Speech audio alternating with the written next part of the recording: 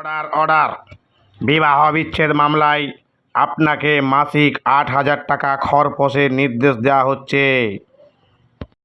হুজুর, আমার তো মাসিক মাইনে মাত্র ৮,০০০ টাকা, তার মধ্যে আগের বউকে দিতে হয় ২,০০০ টাকা।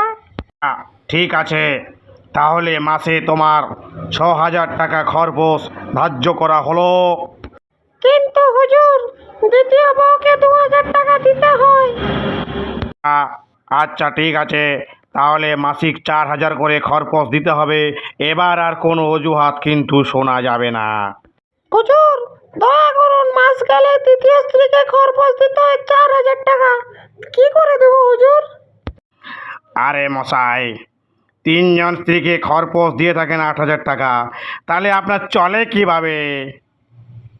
হুজুর, আমার তো বর্তমান স্ত্রী তার ৩ জন স্বামীর কাছ থেকে মাসে ১২,০০০ টাকা খরপোশ পেয়ে থাকে। সেটাই আমার একমাত্র সম্বল। আর কি চাই হুজুর? আমার একটা বউ আমি সামলাতে পারিনি, তুই তিনটা বউ।